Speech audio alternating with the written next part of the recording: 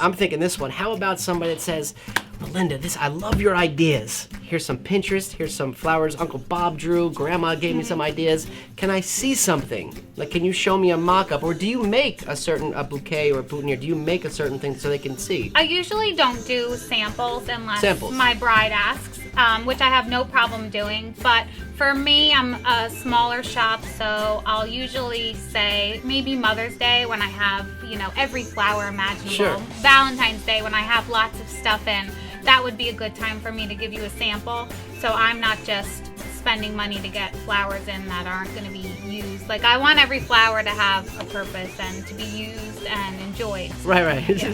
But you guys put your ideas together, you take their ideas and you work. Also, another point, Denny, I think it's important for me to do a sample on a bride who maybe we're not like 100% on the same page. Sure. So I want to make sure that we're talking about the same arrangement. So let me make it for you, right. A couple months before, and you can okay it or tell me what to do different. Because if they're you're peonies and they want roses and you're just completely two different kinds of plants, right? Exactly. So let's look at it and approve it before the day comes. Which is great. So you can always see what you have before the final day goes, what the final product is, which I think is great. Now, how long does it take? Let's go like a bouquet. How long does it take to make one of those? Every day is different. Every bouquet is different. It really depends. And sometimes I have days where, it's just not working. Right. We all have those days and it's not working. It could take longer than another bouquet, but I don't know. I usually spend a whole day making like a bridal party. And then like a whole nother day making the centerpieces.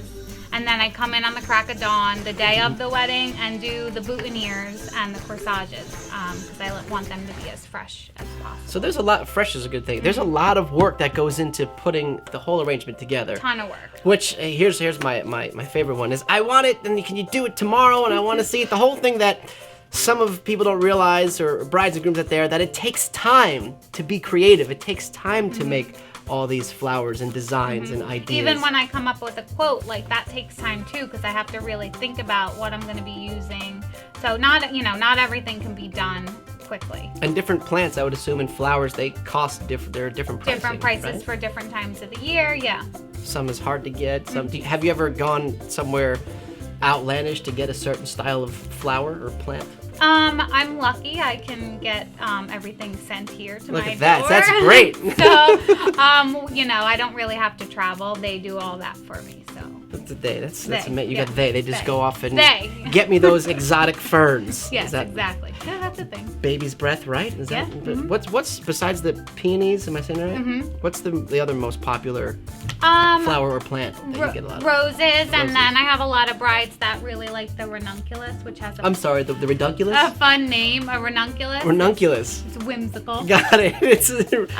But yeah, I think my brides are fun and they trust me. So they're like, we love your style and whatever you think we like. See, I love what you just hit on there. Trust is a huge word. You have to trust who you're working with, and if you guys are on the same page, and you're creative. And if they don't trust me, I'm gonna make them a sample, and and then you earn that trust. Yes. Now I've earned this. Yes. But it's fun. I feel like you get on the same page. It's a fun process. I know some people, flowers, I don't know what to do. It could be fun. Yes, it's definitely fun, and we have a ton of fun here doing everything. Like me and my girls, we truly love what we do, and we get just as excited. Like sometimes I'm making it a bouquet and I'm just like, oh my god, like this is so pretty, I can't believe I made I'm gonna keep it for me. Yes. And then you have a stack of them in the back. Have you ever made something and said, well, I'm gonna keep this and do No. It's not. They're gonna take it home. A popular question that you might get is, how many weddings can you work yourself in one day? I mean, believe me, we would love to just work